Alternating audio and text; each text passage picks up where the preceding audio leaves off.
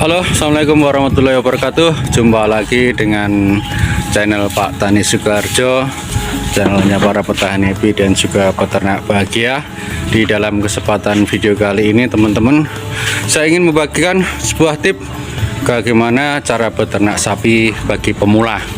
Mudah-mudahan tip yang saya berikan ini nanti bermanfaat, sehingga bagi teman-teman semuanya yang ingin beternak sapi memiliki gambaran seharusnya apa saja yang akan dipersiapkan sebelum kita itu memulai beternak sapi ya teman-teman. Maka dari itu jangan skip video ini, simak sampai habis, dan jangan lupa like, comment, dan share apabila video ini dirasa bermanfaat. Oke teman-teman, kita mulai. Apa saja tipnya supaya kita itu beternak sapi itu bisa sukses. Tip atau langkah yang pertama yang harus teman-teman lakukan sebelum beternak sapi, yaitu teman-teman harus mempersiapkan pakannya dahulu. Karena apa? Keberhasilan ternak itu 70% adalah tergantung pada pakan kita ya teman-teman. Maka dari itu sebelum teman-teman itu membeli ternak sapi, teman-teman semuanya sudah harus mempersiapkan lahan hijauan ataupun lahan pakan yang akan kita berikan pada ternak sapi kita. Hijauan bisa berupa dengan rumput, ini seperti lahan di depan saya ini ditanami dengan rumput odot dan juga rumput gajah. Juga hijauan itu berupa jerami juga bisa, mungkin juga rumput-rumputan yang lain juga bisa, namun yang jelas bukan rumput tetangga ya teman-teman. Nah ini lahan pakan kami, ini cukup luas sekali. Jadi teman-teman sebelum membeli ternaknya ataupun sebelum membeli sapi, teman-teman sudah harus memiliki lahan pakan hijauan minimal, yaitu kurang lebih 3 bulan sebelum teman-teman itu membeli sapinya. Kenapa dengan estimasi waktu seperti itu? Karena katakanlah apabila kita itu memiliki lahan 1000 meter, itu tidak harus kita tanami dalam waktu sekaligus, tapi bisa bertahap sampai 1 minggu. Dengan harapan ketika sapi kita itu sudah ada di dalam kandang, jadi setiap hari gitu kita bisa panen rumput itu bisa secara bertahap. Jadi dengan demikian kandungan nutrisi yang ada dalam rumput ini masih tetap terjaga. Karena apa? Kalau sudah terlalu tua seperti itu loh teman-teman, seperti di pinggir pagar itu, atau yang saat ini diambil oleh Pak Andi ini kan sudah terlalu tua, ini tidak bisa dikonsumsi oleh sapi. Maka dari itu apabila nanti terlalu tua, yang dimakan itu tidak bisa terlalu banyak. Nah itu, ini jadi faktor pertama yang perlu teman-teman siapkan, yaitu adalah pakan atau lahan hijauan. Kemudian tip dan langkah yang kedua yang selanjutnya yang harus perlu teman-teman persiapkan sebelum teman-teman itu membeli sapi, setelah menanam rumput di lahan hijauan, teman-teman juga harus membuat kandang yang sehat dan juga baik. Dalam artian baik itu tidak harus mewah, tidak harus megah, tapi baik itu adalah kokoh, tidak mudah roboh, dan juga memiliki akses sinar matahari yang cukup, kemudian sirkulasi udara juga yang cukup. Karena apa teman-teman, sapi ini juga memerlukan panas sinar matahari seperti manusia juga.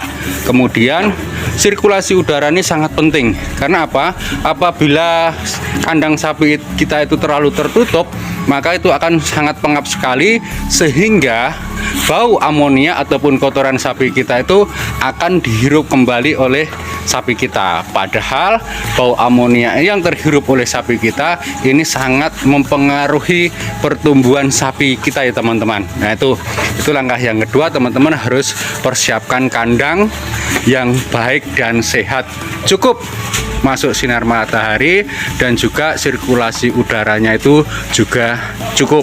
Itu langkah yang kedua setelah kita itu menanam hijauan pakan.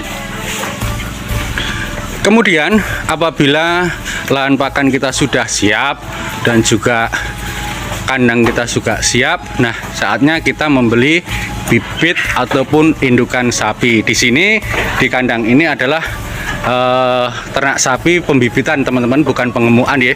Jadi di sini mayoritas yang banyak itu adalah betina atau induk. Nah, keuntungan dari ternak breeding atau pembibitan ini yang jelas sangat beruntung sekali, tapi tidak akan saya bahas di sini. Lain kali akan saya bahas pada video yang selanjutnya. Oke, kembali pada pemilihan bibit ya teman-teman. Teman-teman bisa ke pasar membelinya ataupun ke pedagang sapi yang ada di sekitar teman-teman sendiri. Nah, perlu diketahui apabila teman-teman ingin membeli indukan sapi, teman-teman perlu mengajak teman kita yang sudah berpengalaman tentang sapi. Pilihlah sapi yang sehat meskipun itu agak kurus, dan pilihlah ras yang unggul. Untuk di Indonesia pada saat ini ras yang paling banyak diminati oleh peternak di Indonesia yaitu ras jenis Simmental dan juga Limousin. Nah, warnanya juga ada yang hitam seperti ini, juga ada yang merah dan coklat. Nah, ini teman-teman, pilihlah indukan yang masih muda juga. Artinya bukan berarti itu apa nggih, belum melahirkan, bukan. Teman-teman bisa memilih yang sudah melahirkan, tapi dengan catatan maksimal sudah melahirkan 2 kali. Nah, ini karena apa?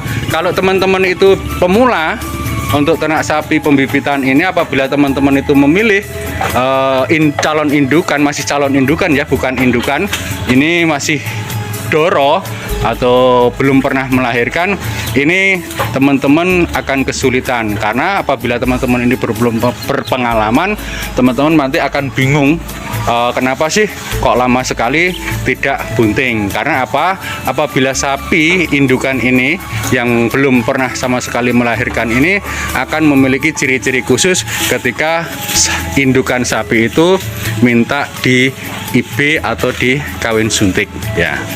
Yang ketiga, yaitu langkah selanjutnya yang ketiga adalah teman-teman memilih bibit yang bagus, indukan yang bagus, yang sehat, dan pilihlah ras yang unggul ataupun ras yang banyak diminati di Indonesia pada saat ini. Kemudian untuk langkah yang selanjutnya, teman-teman jangan lupa selalu jaga kebersihan kandang sapi. Nah, minimal bisa dibersihkan yaitu sehari itu 2 kali, pagi dan juga sore ya, seperti ini teman-teman ya, bersih sekali. Nah, untuk ukuran ternak kita ini, biar ternak kita itu juga istilahnya itu nyaman ketika sedang makan ataupun juga sedang istirahat. Sama seperti manusia juga, apabila tempatnya itu bersih, kita juga akan nyaman. Itu langkah yang keempat. Kemudian langkah yang 5, teman-teman juga tidak kalah pentingnya, teman-teman juga harus memiliki hubungan ataupun memiliki kontak dari salah satu dokter hewan yang ada di sekitar teman-teman. Karena apa? Apabila kita tidak memiliki kontak ataupun hubungan dengan dokter hewan yang ada di sekitar kita, apabila sapi kita sakit, masuk angin, mencret dan lain sebagainya, itu pasti kita akan kebingungan. Nah, apabila kita memilikinya, kita tinggal menghubungi dokter hewan yang ada di sekitar kita. Itu yang ke-6 ya teman-teman. Terus untuk yang ke-5 ya teman-teman, itu yang ke-6, yaitu perlakukanlah hewan ternak kita itu dengan baik. Jangan dikasari, karena ternak sapi ini juga harus perlu kita perlakukan dengan penuh kasih sayang ya, tidak perlu kita kasari. Nah, karena kalau kita perlakukan dengan penuh kasih sayang, sapi kita juga akan nurut dengan kita. Nah, ini peternak-peternak muda kita ya teman-teman. Nah, ini yang mensupport akan kebutuhan daging dan juga bibit yang ada di Indonesia. Nah, itu yang ke-6, kita harus memperlakukannya secara baik. Kemudian yang selanjutnya, teman-teman juga harus selalu konsisten dan kontinu selalu memeriksa kondisi keadaan sapi kita itu setiap hari. Nah, walaupun tidak secara detail sekali, tapi kita bisa melihatnya apakah sapi kita itu dalam kondisi yang baik-baik saja ataupun sedang memiliki kendala. Lah, itu harus kita perhatikan setiap harinya. Nah, ini tip ataupun cara bagaimana kita itu ternak sapi dengan sistem breeding ataupun pembibitan.